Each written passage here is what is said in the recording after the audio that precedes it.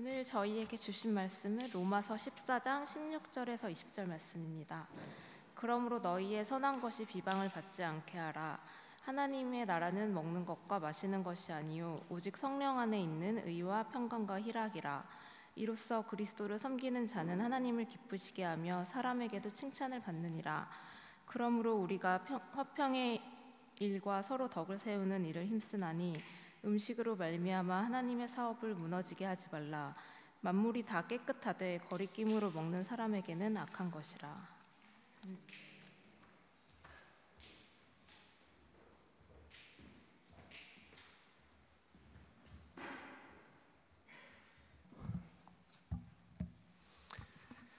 저희가 찬양한 대로 오늘 우리 가운데 왕의 위엄과 권세가 능하게 임하셨습니다.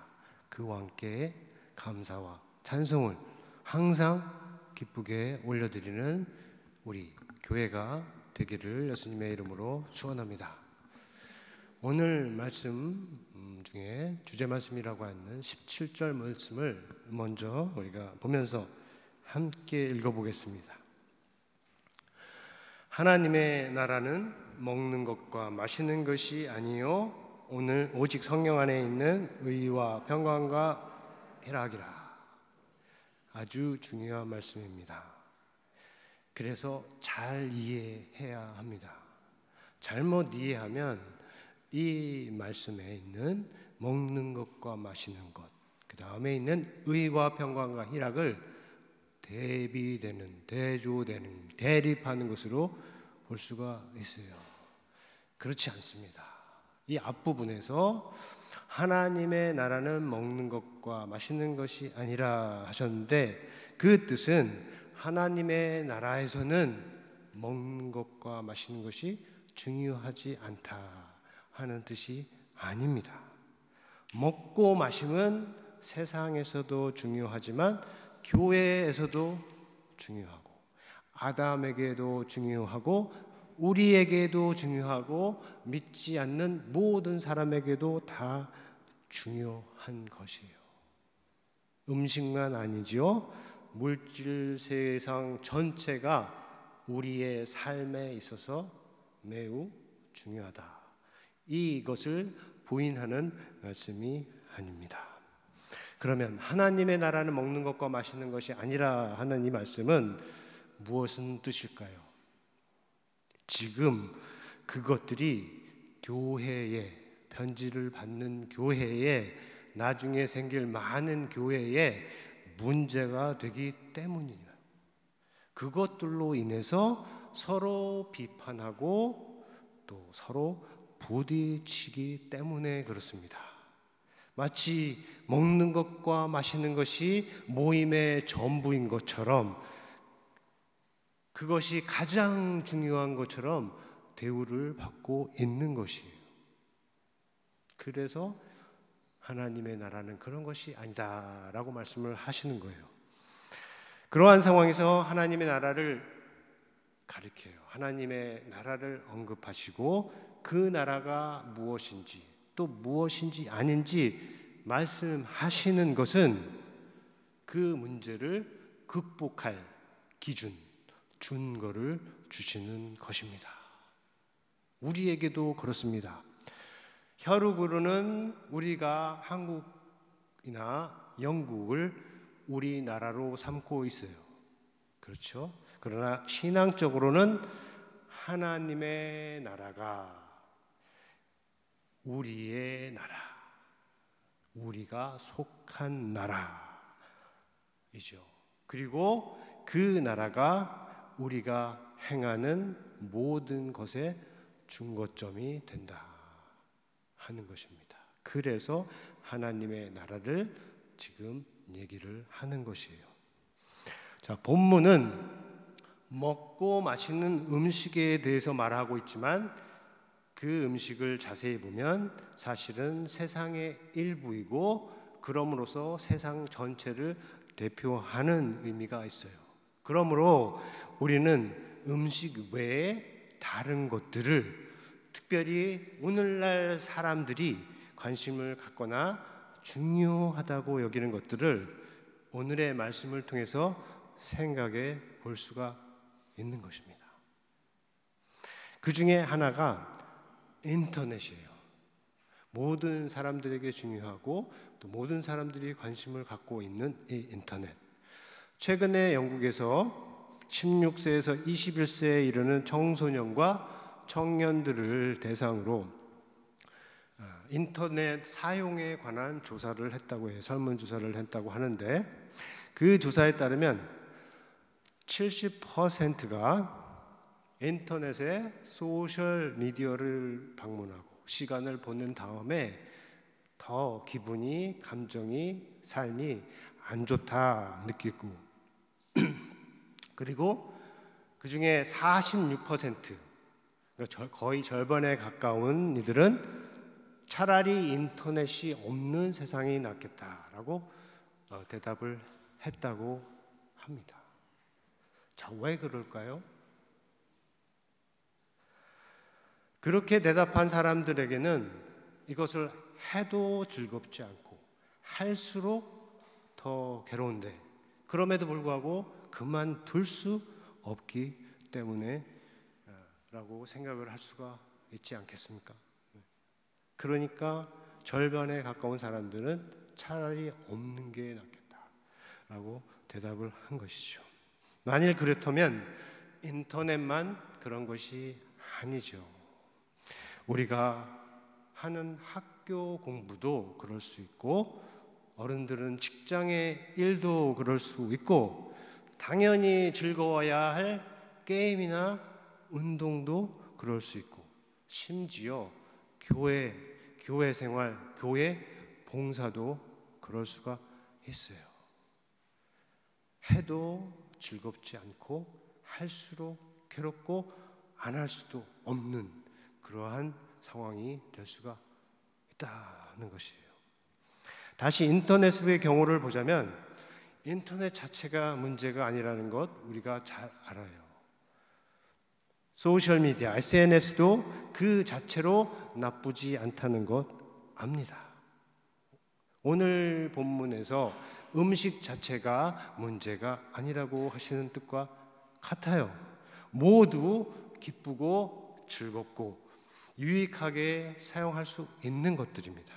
문제가 있다면 사용 방식, 사용하는 시간과 장소, 그리고 사용하는 사람의 현재 위치, 영적인 자리라고 할 수가 있습니다. 자, 부엌에서 사용하는 칼이 있지요, 그릇이 있지요, 숟가락, 불, 가스 이런 것이 있는데 그것들에 대해서도 한번 생각을 해보세요. 모두 삶에 꼭 필요한 것들인데, 그러나 그것들이 만들어진 목적이 있고 또 거기에 그 부엌에 있는 이유가 있어요. 그러한 목적과 이유에 맞게 사용된다면 이것들은 사용자들에게 기쁨과 만족을 줄 수 있는 아주 유용한 소중한 도구들이 될 수가 있어요. 그렇지 않습니까? 인터넷도 그렇고 세상도 그렇고 심지어 교회도 그렇습니다. 또 중요한 것은 사용의 때와 장소예요. 자, 부엌 칼을 우리가 침실이나 화장실로 가져가지 않지요. 무엇이든 마땅한 자리가 있는 것입니다. 그런데 우리가 사는 이 시대에는 많은 것들의 사용 장소와 시간의 경계가 구분이 무너지고 있습니다. 기술과 과학이 발전했어요. 그래서 공부, 일, 쉼, 예배에 있어서 이전에는 분명히 때와 장소가 구분되어 있었는데 인터넷도 그렇습니다. 사용하는 장소가 있고 시간이 있었는데 이제는 어떻습니까? 스마트폰 덕분에 어디에서든 언제든지 사용을 하고 있어요. 밥 먹을 때도, 침대 위에서도, 그리고 쉴 때조차도 우리는 계속 스마트폰을 사용을 하고 있어요. 이 사진의 얼굴은 제가 볼 때 보니까 저하고 비슷한 것 같아서 아주 반가웠습니다. 침대에서 스마트폰을 보고 있는 한영성.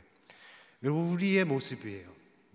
편하고 좋은 면도 있지만 정신이나 건강에 유익하지 않은 해로운 측면도 많이 있습니다. 그것을 절반에 가까운 청소년 청년들이 경험을 했고, 그래서 10시 이후에는 특정한 앱이나 사이트에 들어갈 수도 없게 제한하는 디지털 통금, 디지털 커퓨를 원한다고 합니다.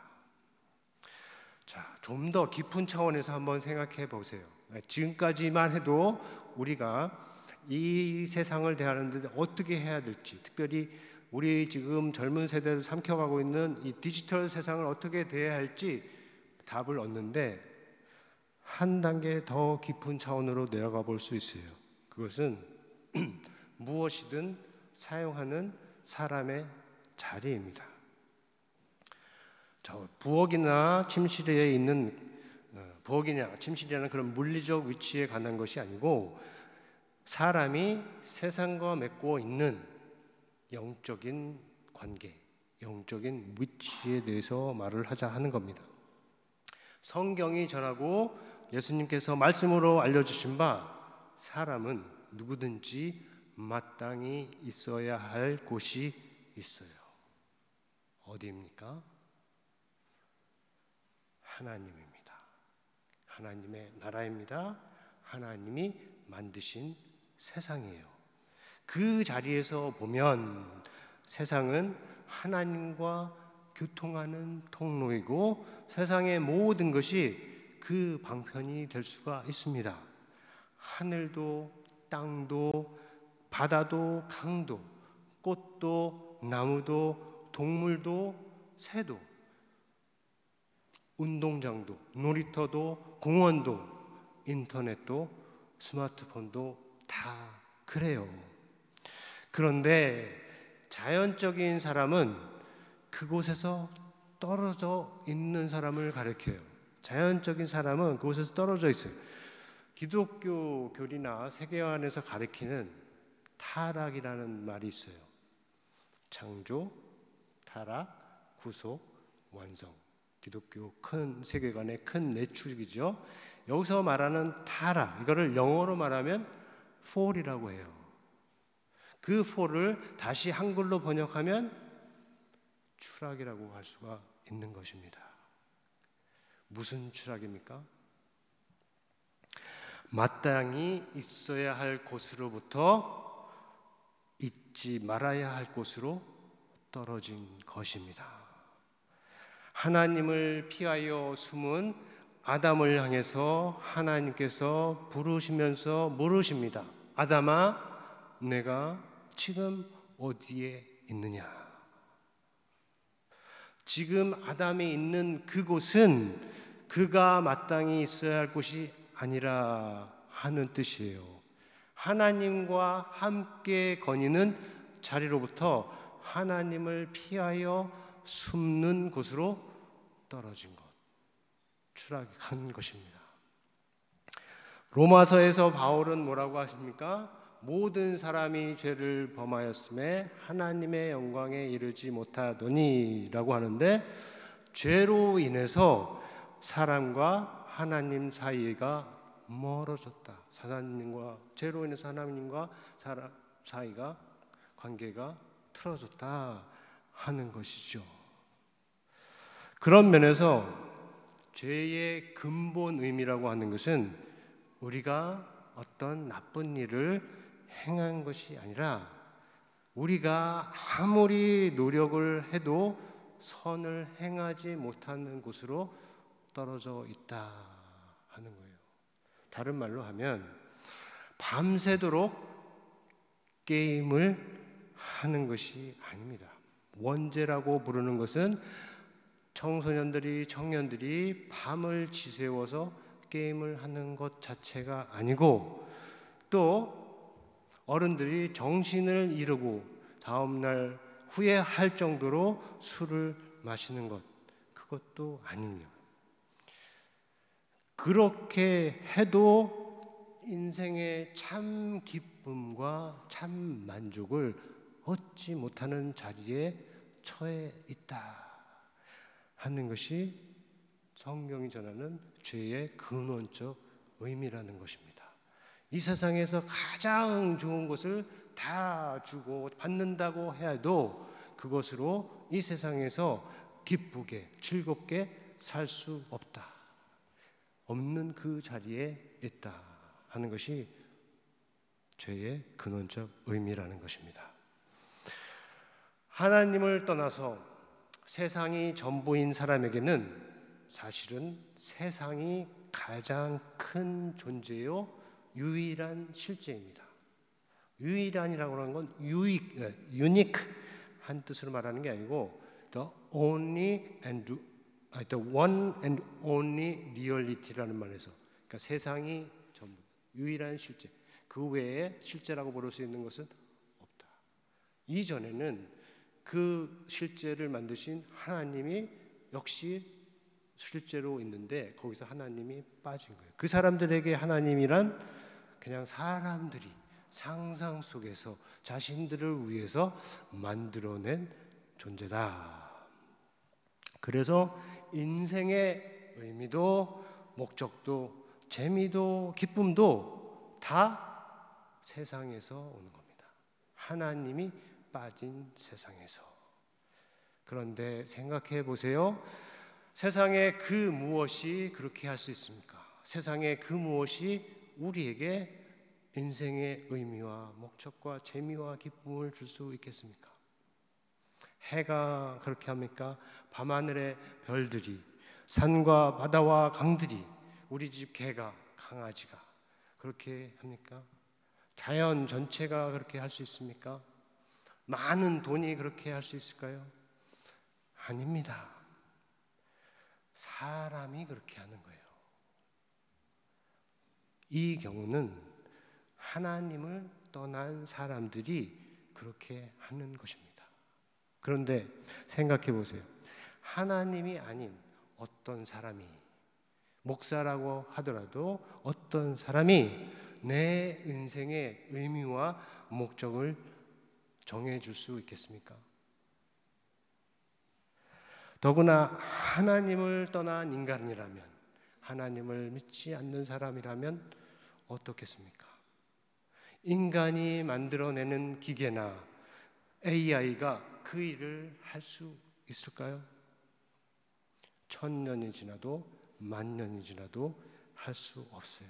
왜냐하면 인간이 만드는 것은 A라고 하더라도, AI가 아무리 똑똑하다고 하더라도 결국은 인간이 만들어낸 것입니다. 인간이 주인인 것이죠.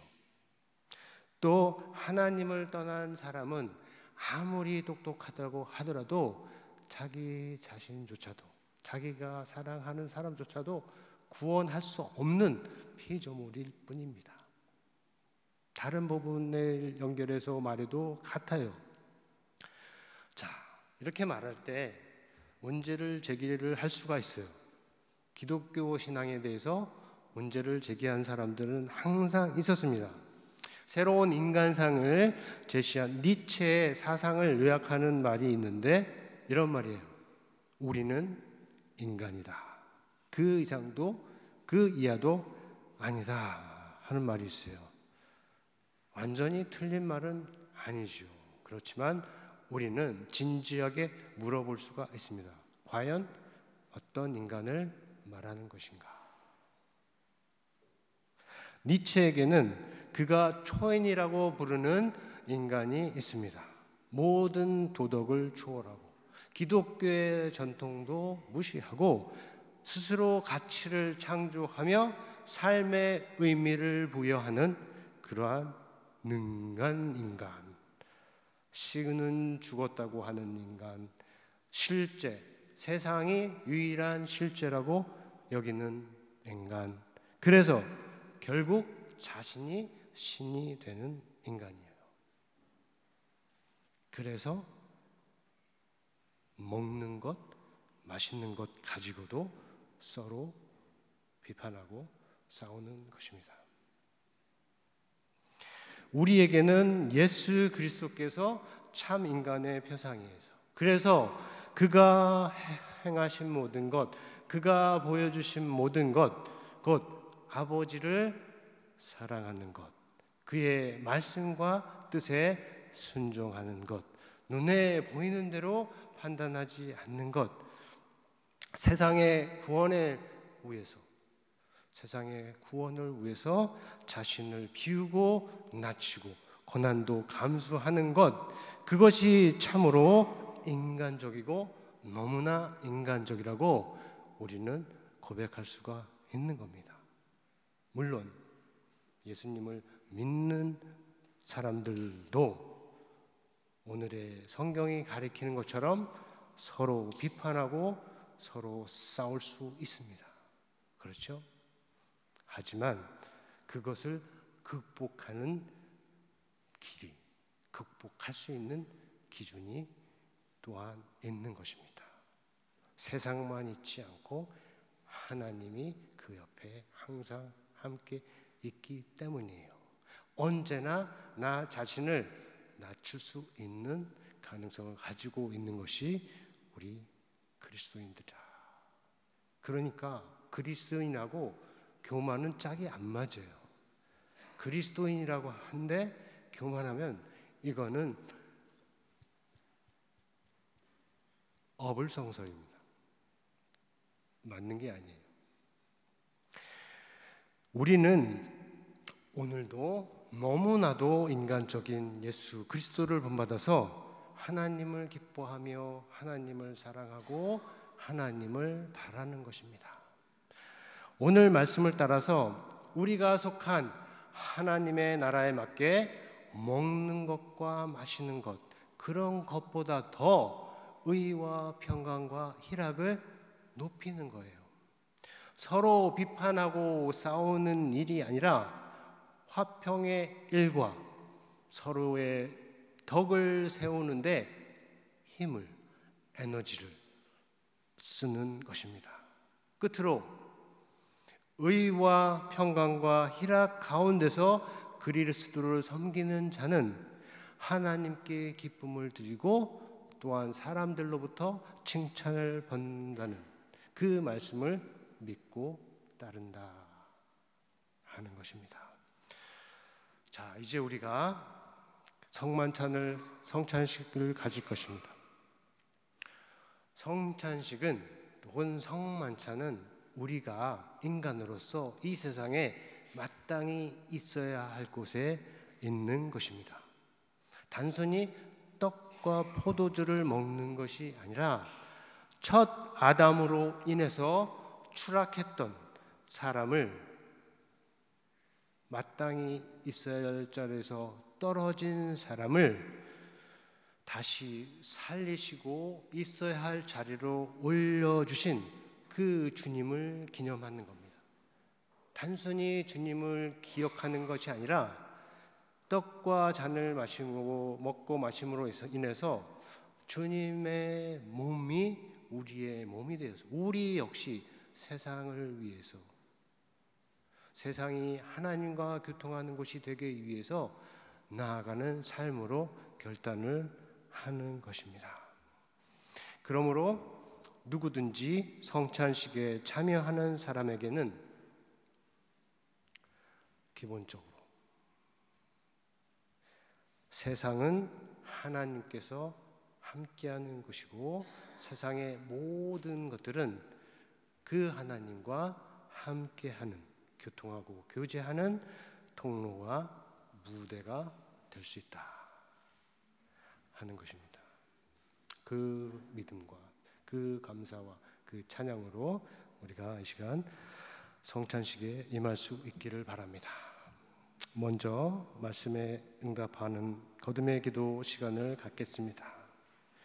말씀 시간에 여러분에게 마음에 다가온 하나님의 음성이 있다면 그것을 사람의 소리로 여기지 말고, 거부할 소리로 느끼지 말고, 나를 진리로 생명으로 천국으로 인도하는 하나님의 살아있는 말씀으로, 진리의 말씀으로 받고 그 말씀에 믿음으로 반응하여서 그동안 우리의 삶을 지배했던 잘못된 방식들 오늘 과감히 떠나고 하나님께서 보여주시는 진리의 생명의 길을 힘차게 붙드는 우리 모두가 기도 가운데 이루어지기를 바랍니다.